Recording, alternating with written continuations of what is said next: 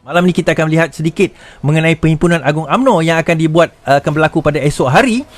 Dan juga pergolakan yang berlaku di Johor sekarang ini dan apa yang kita boleh expect daripada Perhimpunan Agung UMNO kali ini. Okey, untuk makluman tuan-tuan dan puan, saya bawakan cerita ni sikit.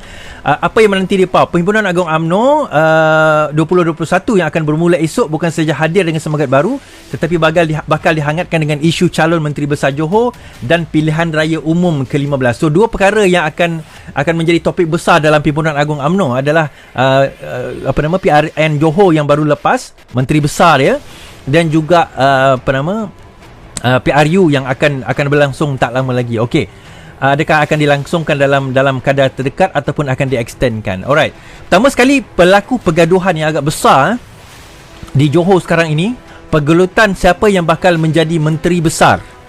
Siapa yang bakal menjadi menteri besar, sama ada On ataupun yang juga anak buah kepada Hishamuddin, Tulisan On, ataupun Hasni, bekas menteri besar yang sebelum ini di negeri Johor. Dan seperti kita ketahui, UMNO menang, Barisan Nasional menang dengan jumlah kerusi 2/3, maka mengikut tadi baru angkat sumpah bahawa On telah diangkat menjadi menteri besar. Okey. On Hafiz Ghazi, saya lupa nama penuh dia. On Hafiz Ghazi sudah disebut sebagai dan sudah dilantik pun menjadi menteri besar. Namun begitu, persoalan adakah dia mendapat sokongan majoriti ahli Dewan Undangan Negeri? Kerana menurut dakwaan satu blogger, dan saya pun pernah menyebut benda ini, terdapat duit yang diturunkan daripada seseorang yang tinggi kepada kerajaan UMNO dan Barisan Nasional, dan nampaknya perlu perkara ini boleh berlaku, dan dikatakan ada kaitan dengan tambakan tanah di Muar, tambakan laut di Muar, di mana Hasni selaku menteri besar sebelum ini belum lagi meluluskan projek tersebut. Jadi bolehkah On ini menjadi menjadi menteri besar sedangkan dia tidak mendapat sokongan daripada majoriti, dan belum pun panas punggung, belum pun panas kerusi menteri besar, majoriti ataupun hampir ke semua atau kecuali On dah kan, ahli UMNO dan juga Barisan Nasional, Dewan Undangan Negeri Johor telah menghantar Statutory Declaration SD kepada Sultan Johor bagi mendesak supaya Hasni dilantik menjadi menteri besar, dan bukannya sebagaimana yang dilantik pada hari ini, iaitu On Hafiz Ghazi. Kenapa, bagaimana dia ini merupakan perkara yang akan dibangkitkan dalam isu Perhimpunan Agung UMNO ni, yang pertama. Ataupun bab kata Zahrin, kalau dia engkar juga kena pecat dia. Kalau setakat hilang satu kerusi, tak hilang 2/3 lah, kena pecat dia. Ataupun adakah kemungkinan, dan itu perkara yang pertama yang berlaku. Yang kedua juga adalah di dalam orang kata apa, sekarang ini bergolak juga di dalam Perhimpunan Agung UMNO adalah desakan akar umbi untuk diadakan pilihan raya dalam masa yang terdekat. Pilihan raya ini perlu diadakan dalam masa yang kalau boleh selepas raya ini. Paling awal yang disahkan dibuat lepas raya, saya kata lepas Ogos, kerana selesai saja MOU terus disebut bila pilihan raya itu berlaku. Kenapa? Sebab sekarang ini UMNO berada dalam orang kata apa, dalam kadar steam. Dia tengah steam sekarang ni, tuan-tuan. UMNO tengah steam apa? Steam dia rasa dia boleh menang 2/3 ataupun sekurang-kurangnya majoriti yang besar dalam PRU kali ini. Disebabkan oleh apa keputusan yang berlaku di Melaka dan juga keputusan yang berlaku di Johor. Menyebabkan dia rasa steam dia lebih, maka boleh dia akan memegang 2/3. Ditambah pula Sarawak sekarang ini menang dalam kadar yang sangat besar 2/3 juga. Ditambah pula UMNO di Sabah dikatakan sudah mula meminta supaya Haji G meletak jawatan, membubarkan gabungan yang ada dan menyertai UMNO, dan melantik ketua menteri daripada Sabah itu daripada kalangan orang UMNO. Malam tadi kalau kita tengok di Syahrir Samad secara terbuka menyuara kecewanya apabila poster boy BN iaitu Hasni Muhammad belum lagi mengangkat sumpah. Dia kata malu kita kan bila dia tak angkat sumpah lagi dalam keadaan yang ada sekarang. Now, Assalamualaikum warahmatullahi wabarakatuh. Saya nak buat video pendek ni sebab saya tengok banyak sangat serangan-serangan yang telah dibuat oleh pihak tertentu di dalam laman sosial yang menyerang Presiden UMNO, yang mengatakan bahawa Presiden UMNO penipu, janji nak lantik Datuk Seri Insinyur Hasni Mohamad sebagai Menteri Besar. Tiba-tiba dia lantik orang lain. Saya nak beritahu sebenarnya cerita dia macam ni.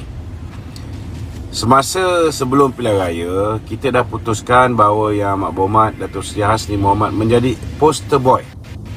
Poster boy. Dan Presiden UMNO menyatakan sekiranya BN berjaya memerintah semula, maka parti akan mencadangkan nama Datuk Seri Insinyur Hasni Mohamad sebagai Menteri Besar. Ini kena faham. Parti akan mencadangkan. Kenapa dia menyebut perkataan mencadangkan?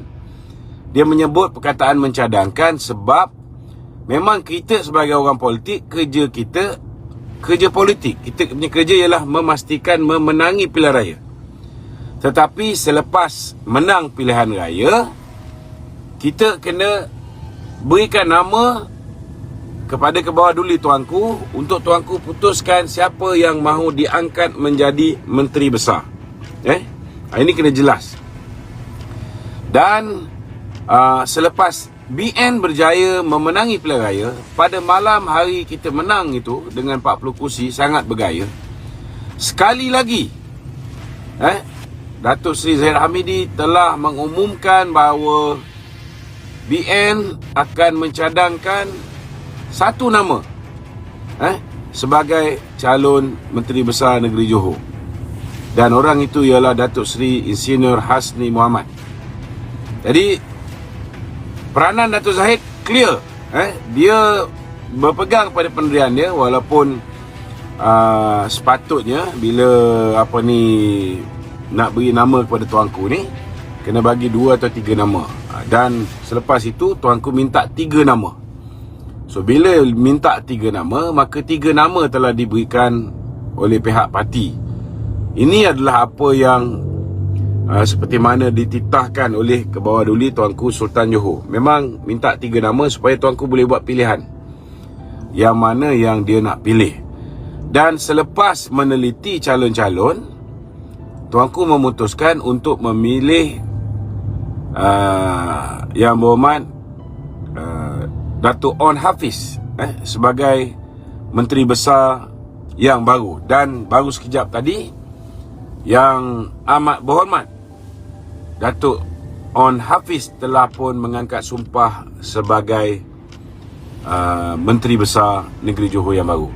Jadi kita kena faham, kita orang politik ni, kerja kita, peranan kita tidak lain tidak bukan ialah dalam bidang politik. Kerja kita memenangi pilihan raya, kerja kita memastikan BN menang sebanyak mungkin kerusi dalam pilihan raya Negeri Johor. Dan Alhamdulillah, Jentera Barisan Nasional di bawah pimpinan Presiden UMNO, Pengarah Pilihan Raya Tok Mak Hassan, di bawah teraju Insinyur Hasni Mohamad sebagai Menteri Besar pada ketika itu, caretaker government, dengan sokongan Datuk Seri Ismail Sabri sebagai Perdana Menteri, bosku sebagai orang yang cukup kuat berkempen bersama-sama dengan jentera UMNO seluruh negara termasuk Jentera Barisan Nasional. Akhirnya kita dah jalankan tugas kita dan menang 40 kursi. Tuanku tak pernah pun campur tangan dalam urusan calon-calon UMNO dan sebagainya, kan? Walaupun ada calon-calon yang dia tak gemar, tetapi beliau tidak pernah menidakkan mana-mana calon kerana beliau tak campur urusan politik. Jadi kalau kita tidak mahu tuanku campur urusan politik, bila kita dah serah nama kepada tuanku, janganlah kita campur tangan pula urusan tuanku. Kerja memilih siapa Menteri Besar ialah kerja tuanku, dan tuanku sudah pun membuat pilihan.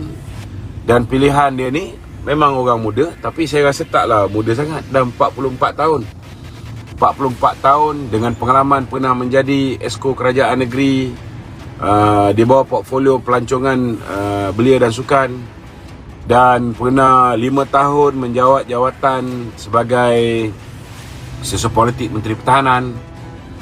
Beliau juga